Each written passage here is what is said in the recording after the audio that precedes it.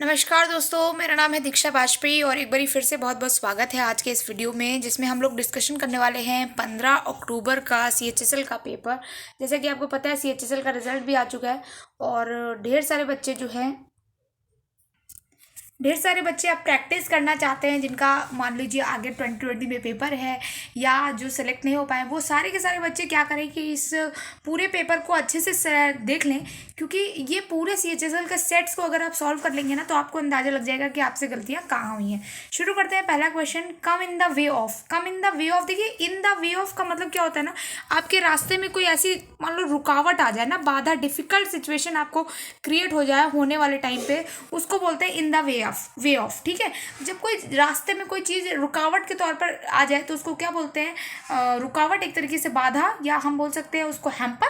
ठीक है, हैम्पर का मतलब कि भी क्या होता है, बाधा। ठीक है, यहाँ पे राइट आंसर क्या हो जाएगा, सेम मीनिंग बताना था हमको, तो हमारा राइट आंसर हो जाएगा हैम्पर। डिप्राइव, डिप्राइव का मतलब होता है कमी, किसी चीज़ का कमी जब बोलते हैं ना उसको बोलते हैं डिप्राइव। ठीक है, इंडल्ज, इंडल्ज का मतलब क्या होता है, इंडल्ज का मतलब होता है जब किसी चीज़ में आप लिप्त हो, किसी चीज़ में आप शामिल हो, उसको बोलते हैं इंडल्ज।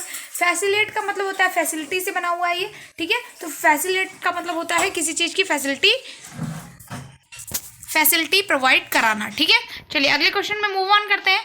नेक्स्ट क्वेश्चन कह रहा है, Neeta said let me see how Pragya performs in her pre board examination. ठीक है, तो देखिए यहाँ पर लेट से शुरुआत हुई है, तो लेट वाले जितने भी बनते हैं ना, देखिए यहाँ पर वांटेड टू सी हो जाएगा। ठीक है, वांटेड टू सी हो जाएगा। लेट मी सी हाउ लगा हुआ है ना, तो यहाँ पर थोड़ा सा आपको दिमाग लगाना था। दिमाग कैसे लगा सकते हैं, देखिए यहाँ पे ऑप्शन एलिमिनेशन से भी आपका काम चल सकता था। देखिए फोर्थ वाला तो नहीं हो सकता, क्योंकि सेड को सेड ही रखना पड़ेगा, तो ये दोनों तो फोर्थ और थर्ड तो आंसर नहीं हो सकते। ठीक है, अब बात करते हैं कौन सा आएगा, नीता सेड दैट या नीता सेड आई वुड। बिना कंजक्शन के आप कैसे लगा सकते हैं, आपको नहीं भी पता था ना कि लेट को किस में चेंज करते हैं, तो भी आप आंसर कर सकते थे, क्योंकि आपको कंजक्शन देखना था। कंजक्शन कहाँ लगा हुआ है, दैट में लगा हुआ है। ठीक है, तो नीता सेड, इसके बाद दैट कहाँ पे आया हुआ है, फर्स्ट वाले ऑप्शन में आया हुआ है। ए वाला आंसर हो जाएगा, बिना किसी देरी की आपको आंसर करना है और आपका आंसर आ जाएगा। ठीक है, मैं थोड़ा आज ऐसे करके पढ़ा रही हूँ क्योंकि मेरे पास स्टैंड नहीं है। ठीक है, तो आप लोग भी मैनेज करिए। ठीक है, चलिए अगले क्वेश्चन मूव ऑन करते हैं। थर्ड क्वेश्चन कह रहा है, देखिए she was looking troubled when the teacher asked her to submit the homework.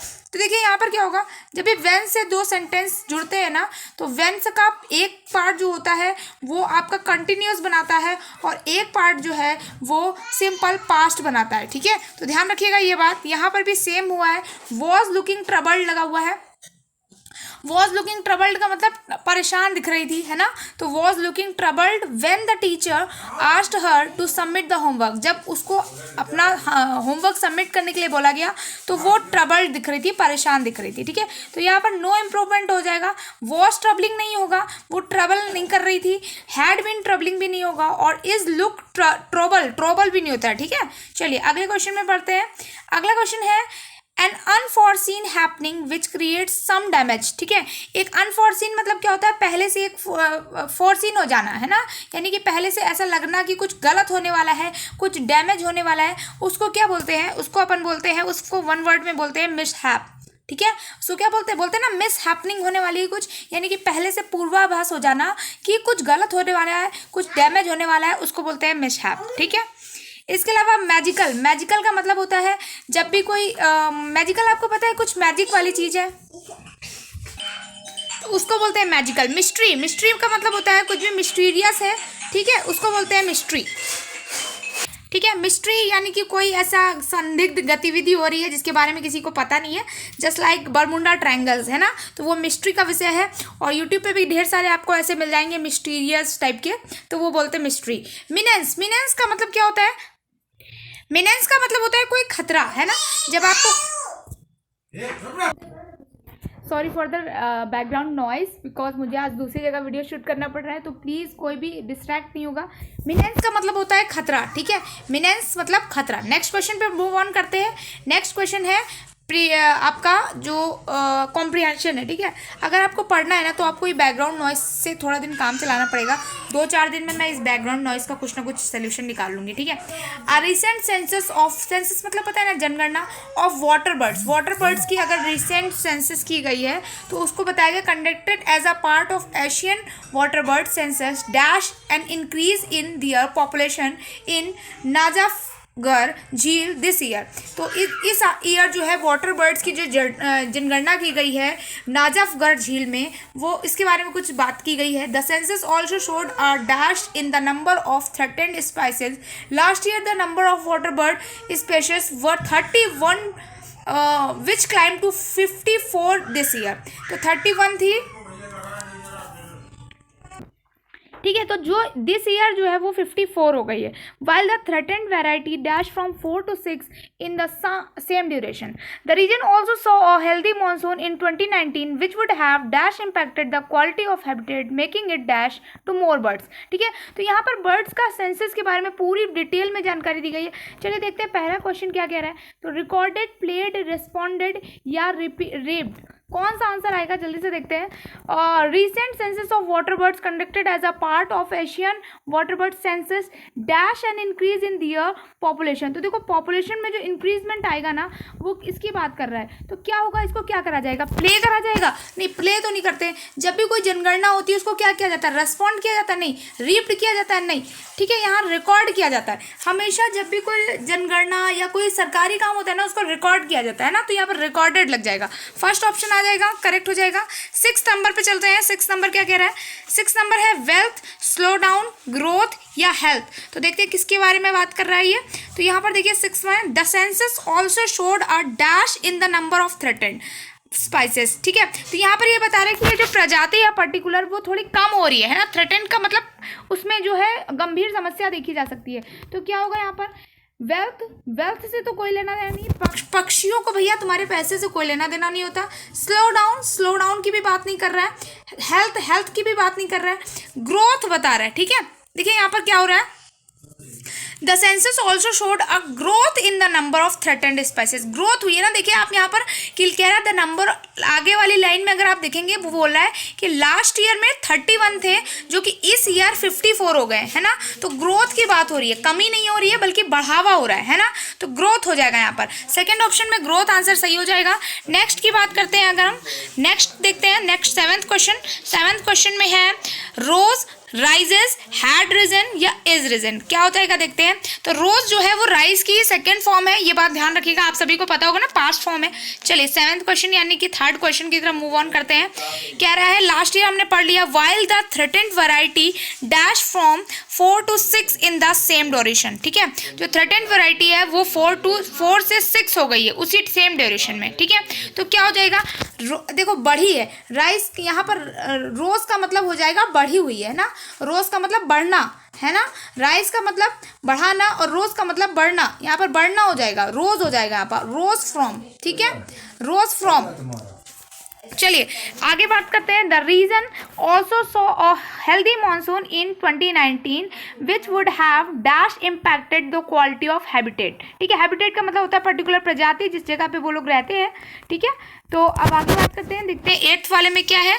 8th वाले में क्या रहा है, डेफ्टली, डेसेंटली, ड्यूटली या डायरेक्टली, क्या आ जाएगा। तो देखते हैं, बात करते हैं, जल्दी से देख लेते हैं। ये वुड हैव डैश इम्पैक्टेड। तो यहाँ पे ये कह रहा है कि ये जो हेल्दी मानसून है ना, इसका बहुत बड़ा इम्पैक्ट पड़ा है जिससे उनकी संख्या में बढ़ोतरी हुई है। तो ये डायरेक्टली इम्पैक्ट है ना, डायरेक्ट इसने इम्पैक्ट दिया। इम्पैक्ट मतलब होता है प्रभाव डालना, है ना। तो डायरेक्टली इम्पैक्ट, ओके। नेक्स्ट में बात करते हैं, लास्ट है ये making it dash to more birds. अब मोर बर्ड्स 9th वाले ऑप्शन में देखते हैं क्या आता है। 9th ये अनअट्रैक्टिव, अट्रैक्टिव, पॉसिबल या इम्पॉसिबल। देखो पॉसिबल और इम्पॉसिबल की तो कोई बात ही नहीं हो रही है। पॉसिबल का मतलब होता है जो हो सके और इम्पॉसिबल का मतलब होता है जो ना हो सके। अब बात करते हैं अनअट्रैक्टिव आएगा या अट्रैक्टिव आएगा। तो देखो हेल्दी मानसून जो है वो पक्षियों को आकर्षित करता है कि आप एक जगह से दूसरी जगह से माइग्रेशन कीजिए, हमारे यहाँ पर रहिए और हमारी संख्या, मतलब जिस जगह पे आप रुके हैं आके वहाँ पर संख्या बढ़ाइए, है ना। तो यहाँ पर अट्रैक्टिव होगा ना कि इनअट्रैक्टिव होगा। देख लीजिए एक बार ऑप्शन में भी फिट करके के देख लेते हैं पैसेज में। तो making it attractive to more birds, जिसने और ढेर सारी बर्ड्स को अट्रैक्ट किया। ठीक है, चलिए तो ये पैसेज खत्म हो गया है। पैसेज के बाद अब हम लोग आ जाते हैं 10th नंबर क्वेश्चन पे। 10 नंबर क्वेश्चन क्या कह रहा है, ग्रामेटिकल एरर बतानी है। The neighbourhood were getting disturbed with the loud music that was playing at the wedding party in the big bungalow. अब देखो नाइबरहुड का मतलब होता है ये एक पर्टिकुलर ग्रुप को डिनोट कर रहा है ना। नाइबरहुड का मतलब होता है पूरा पड़ोस, है ना। तो आप पूरे पड़ोस को प्लूरल में नहीं ले सकते, पड़ोस हमेशा सिंगुलर में आएगा। तो यहाँ पर वर गेटिंग लिखा है वो गलत लिखा हुआ है। ठीक है, तो सेकेंड वाले ऑप्शन में यहाँ पर एरर आ जाएगी, सेकेंड पार्ट में गलती है। ठीक है, चलिए अगले क्वेश्चन में मूव ऑन करते हैं। 11th नंबर क्वेश्चन कह रहा है एंटोनियम बता दो, तो बता देते हैं जल्दी से।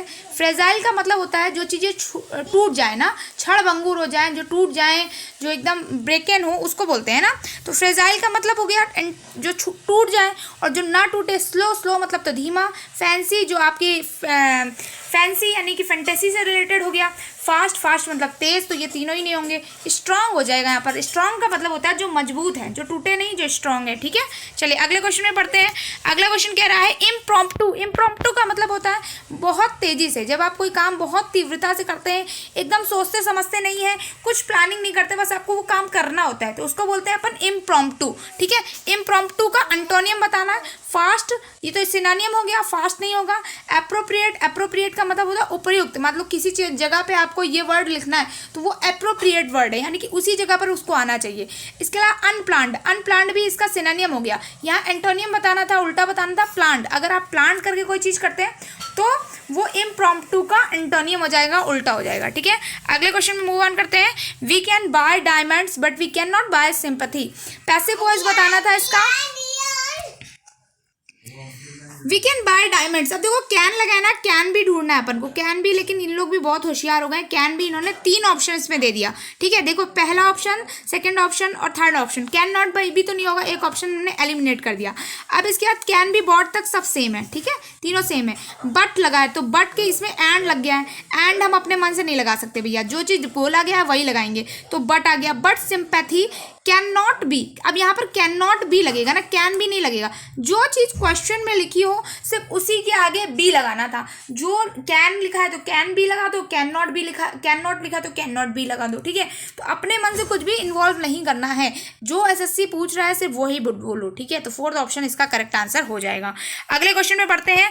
अगला क्वेश्चन कह रहा है today's dash are only interested in watching movies with the story they can relate to the cinema, है ना। तो आजकल की जो मूवीज देखना चाहते हैं लोग, तो कौन से लोग देखेंगे। अब मुझे आप बताइए, मूवीज कौन से लोग देखते हैं। पर्सनालिटीज देखते हैं मूवीज, नहीं। अकाउंटेंट्स मूवीज देखते हैं, नहीं। पॉलिटिक्स मूवीज देखते हैं, नहीं। कौन देखता है, ऑडियंस देखते हैं ना, ऑडियंस का रिव्यू लिया जाता है, तो यहाँ पर ऑडियंसेस हो जाएगा। ठीक है, सेकेंड ऑप्शन सही हो जाएगा। ऑडियंस जो है वो मूवी देखती है, यहीं से आप इसको फिल कर सकते थे, बाकी कुछ सोचने समझने की जरूरत भी नहीं थी। नेक्स्ट क्वेश्चन में मूव ऑन करते हैं। 15th क्वेश्चन में the park was well lighted at night but it was deserted so it was a bit scared. तो यहाँ पर एरर बतानी है अपन को।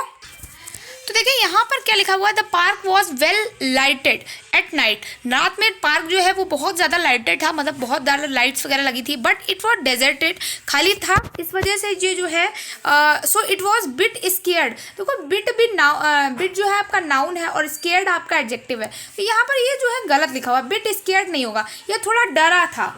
तो कौन डरा था, यहाँ पर ये नहीं बताना, हमें ये बताना है ये थोड़ा डरावना लग रहा था, तो यहाँ पर बिट स्केरी आएगा। ठीक है, यहाँ पर बिट स्केरी, ये थोड़ा डरावना था, it was a bit scary. Scared की जगह पर स्केरी आना चाहिए, तो सेकेंड वाले ऑप्शन में एरर था। ठीक है, चलिए अगले क्वेश्चन में मूव ऑन करते हैं। इनकरेक्ट स्पेलिंग बतानी है अपने को। इनकरेक्ट स्पेलिंग देखिए कहाँ, एप्रिशिएशन सही लिखा है।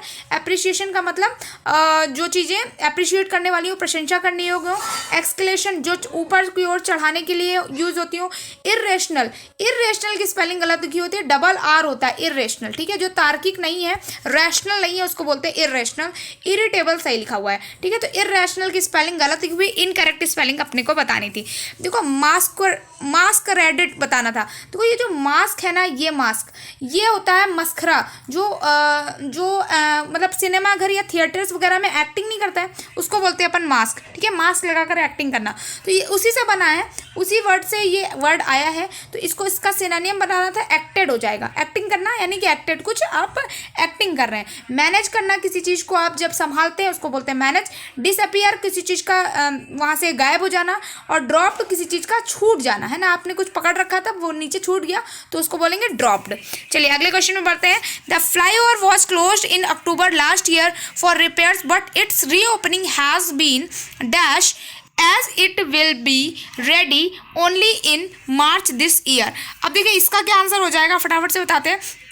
पहले क्या था, the flyover was closed in October last year, October last year को फ्लाईओवर क्लोज हो गया था रिपेयरिंग के लिए, but its reopening has been dash as it will be ready only in March this year. तो क्या होगा, रीओपनिंग जो थी वो क्या होगी, क्योंकि जो है मार्च तक वो तैयार नहीं हो पाया था तो क्या होगी, ब्रोकन हो जाएगी। रीओपनिंग ब्रोकन हो सकती है, नहीं। बिल्ड भी नहीं हो सकती है। रिपेयर्ड नहीं, डिलेड हो सकती है। जो ओपनिंग या रीओपनिंग होगी वो डिलेड हो सकती है, देरी से हो सकती है, लेकिन क्या टूट सकती है, नहीं। क्या बनाई जा सकती है, नहीं। क्या रिपेयर की जा सकती है, नहीं। तो यहाँ तीनों ही ऑप्शन गलत हो जाएंगे, डिलेड यहाँ पर सही ऑप्शन हो जाएगा। चलिए नेक्स्ट क्वेश्चन बात करते हैं। इनकरेक्ट स्पेलिंग बतानी है। सप्रेशन मतलब किसी को दबा देना, है ना, आप किसी से बोल रहे हैं कि आप तुम्हें ये काम करना ही पड़ेगा तो उसको बोलते हैं अपन सप्रेशन, ठीक है। अब यहाँ पर देखो कौन सी स्पेलिंग गलत लिखी है, इम्प्लीकेटेड गलत लिखा है भाई, इम्प्लीकेटेड साफ साफ दिख रहा है, इम्प्लीकेटेड गलत लिखा हुआ है, ठीक है। अब प्रेशराइज्ड भी सही लिखा हुआ है, देख रहे हो आप। इम्प्लीकेटेड की क्या स्पेलिंग होती है, जल्दी से कौन कौन बताइएगा कमेंट में मुझे, ठीक है। इम्प्लीकेटेड की स्पेलिंग यहाँ टी जो लगा हुआ है जबरदस्ती लगा हुआ है, ये गलत है। कोर्शन का मतलब होता है फोर्सफुली, आप जब किसी से कोई चीज़ करते हैं ना, आपने देखा होगा न्यूज़पेपर वगैरह में ये चीज़ यूज़ होती है, और रेप्ड की जगह ये कोर्शन वर्ड यूज़ होता है, ठीक है। तो इसी को बोलते हैं फोर्सफुली आप कोई चीज़ करते हैं तो उसको बोलते हैं कोर्शन, ठीक है। नेक्स्ट क्वेश्चन पे बढ़ते हैं। नेक्स्ट क्वेश्चन होता है ईट हम्बल पाई, ठीक है। ईट हम्बल पाई का मतलब होता है, बहुत ही अच्छा है, इसको मैं पहले सोचती थी कि पाई को खा जाना, ठीक है, तो ऐसा कुछ नहीं है। यहाँ पर पाई वाई को खाना नहीं है। यहाँ पर क्या है कि आपको क्या करना है, admit that you are wrong. जब भी आप गलत हैं तो आप अपने आप को ये महसूस कर लें कि आप गलत हैं और आप एडमिट कर लें इस बात को, इसकी एक्सेप्टेंस ही बोलते हैं ईट हम्बल पाई, ठीक है। मतलब आप बहुत ही विनम्र है, आपने अपनी गलती को माना है। अगर आपने पाई को खाया है तो उसको स्वीकारा है, ठीक है। तो इसको ऐसे याद रख सकते हैं कि आपने पाई को खाया था और उसको स्वीकार लिया था, तो admit that you are wrong, ठीक है। चलिए लास्ट 21 पे आते हैं। इंटरस्पर्स्ट का मतलब होता है कोई चीज़ बिखरा देना, ठीक। इंटरस्पर्स्ट का मतलब होता है कोई चीज़ आपने बिखरा दी है, इधर उधर फैला दी है। इसका सिनोनिम बताना था वोर मतलब तो वियर से बना है, पहनने वाले से ये नहीं होगा। कलेक्टेड, किसी चीज़ को इकट्ठा कर देना, ये तो एंटोनियम हो जाएगा। मेट मतलब मिलना। स्कैटर्ड का मतलब भी होता है फैला देना, किसी चीज़ को बिखेर देना, है ना, उसको बोलते हैं स्कैटर्ड। चलिए अगले क्वेश्चन पे आते हैं। Did you tell your parents that you would going for a movie with me this evening, my friend asked me. अच्छा देखो ये क्या है, पहली बात तो मेरी बात समझ लो, ये है डायरेक्ट सेंटेंस, ठीक है। तो इसमें जो कुछ भी हो रहा है डायरेक्टली हो रहा है और कुछ भी पास्ट में नहीं जा रहा है, ठीक है। तो इसलिए पास्ट में जाने की गलती नहीं होगी, यानी कि यू वुड तो नहीं होगा, यानी कि नो इम्प्रूवमेंट वाला ऑप्शन तो नहीं होगा, है भी नहीं वैसे, ठीक है। अब देखते हैं क्या होगा। दैट लगा है, दिस के साथ दैट लग सकता है क्या, नहीं लग सकता, पहला ऑप्शन गलत हो गया। व्हेन क्यों लगाएंगे हम, देन भी नहीं लगाएंगे, दैट यू आर गोइंग हो जाएगा, ठीक है। हमें बीच में कंजक्शन देना ही था, ये बोल रहा था कि क्या आप मेरे साथ घूमने मूवी चलेंगे, ये आपने अपने पेरेंट्स से पूछा, ठीक है। तो ये है ये क्वेश्चन था, तो हमें you are going for a movie, that you are going, क्या तुम चल रहे हो, तो यू आर गोइंग होगा, ठीक है। यू वुड गोइंग नहीं होगा, यू आर गोइंग होगा। सेकंड ऑप्शन बिल्कुल सही है। चलिए अगले क्वेश्चन पे आते हैं। To fall on deaf ears, deaf ears का मतलब होता है कान बंद कर लेना, है ना। आपने सामने वाले की बात को अनसुना कर दिया, उसको इग्नोर कर दिया। जैसे कि मैं बोलती रहती हूँ पढ़ लो, लेकिन आप क्या करते हैं, मेरी बात को डेफ ईयर्स में ले लेते हैं, यानी कि आप सोचते हैं कि चलो इग्नोर करो, है ना। जैसे मैं बोलती हूँ सब्सक्राइब कर दो, मगर आपने सब्सक्राइब नहीं करना, इग्नोर करना है उसको, ठीक है। तो उसको बोलते हैं डेफ ईयर्स, ठीक है। To fall on deaf ears मतलब बहरे बन जाना, किसी की बात को सुनना ही नहीं, जैसे घर वाले जब डांटे तो बहरे बन जाओ, ठीक है। चलो अगले क्वेश्चन में आते हैं। 24 है, ये बताना है आपको जम्बल्ड सेंटेंसेस है। अब बात करते हैं, देखो कहाँ से शुरू होगा, हाउएवर से शुरू नहीं हो सकता, क्योंकि ये किसी चीज़ के बारे में बता रहा है। जब हाउएवर के बारे में कैसे शुरू होगा, जैसे पहले 2 सेंटेंस बताए होंगे फिर हाउएवर लगाएंगे, ठीक है। अब इसके बाद में बात करते हैं, यहाँ पर देयर वॉज किस सेंटेंस से शुरू होगा, सबसे पहले देखते हैं, ठीक है। तो North India has been witnessing a harsh winter this year, ठीक है।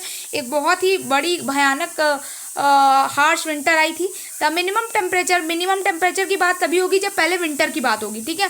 अ favourable outcome of the wind factor was that there was a slight decrease in air pollution levels due to wind speeds। तो यहाँ पर wind speeds की बात कर रहा है, तो डी से तो कोई ऑप्शन है भी नहीं, सी से हो नहीं सकता, ठीक है, सी से हमने गलत कर दिया। अब क्या देख लो, ए से हो रहा है, the minimum temperature in the national capital drop.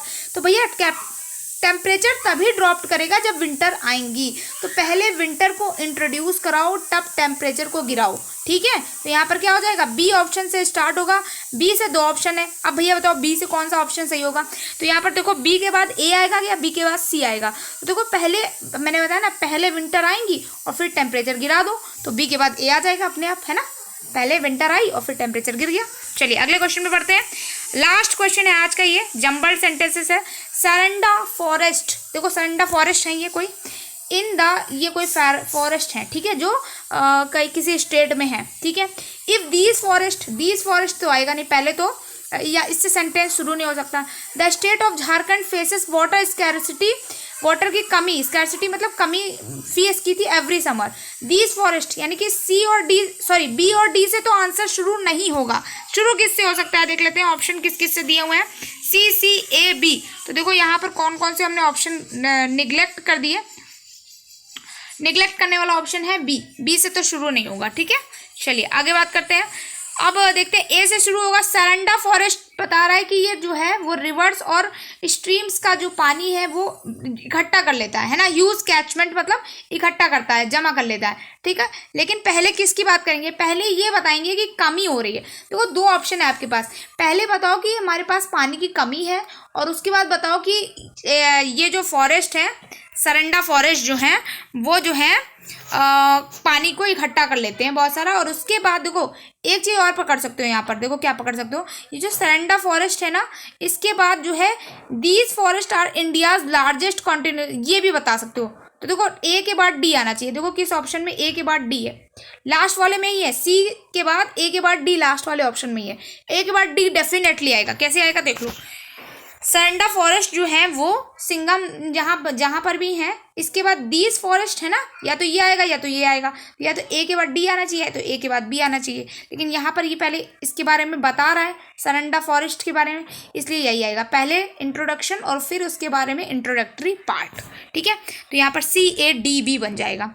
पहले बताएंगे कि स्टेट ऑफ झारखंड में वाटर की कमी हो गई है, फिर बताएंगे ये जो वहाँ पर सरंडा फॉरेस्ट है उस स्टेट में, पर्टिकुलर स्टेट की बात हो रही है ना, तो वो स्टेट से पकड़ सकते हैं, इस स्टेट की बात हो रही है, और किस स्टेट की बात हो रही है, झारखंड की बात हो रही है, तो हो गया, ठीक है। ये लास्ट क्वेश्चन था। अगर आपको ये वीडियो पसंद आया हो तो इस टेलीग्राम ग्रुप वगैरह को ज्वाइन कर सकते हैं। निक्षा अकेडमी को फॉलो करना ना भूलें, हर जगह सब्सक्राइब कर लो भैया, जहाँ जहाँ तुमको दिखते हो निक्षा अकेडमी, ठीक है। और वीडियो को लाइक जरूर कर देना, चैनल को सब्सक्राइब करना और शेयर करना ना भूलना। और अगर ऐसे वीडियोस चाहिए तो टेलीग्राम ग्रुप जरूर ज्वाइन कर लो, क्योंकि सारी अपडेट वहीं पे आती हैं, ठीक है। मिलते हैं नेक्स्ट वीडियो में, बाय बाय।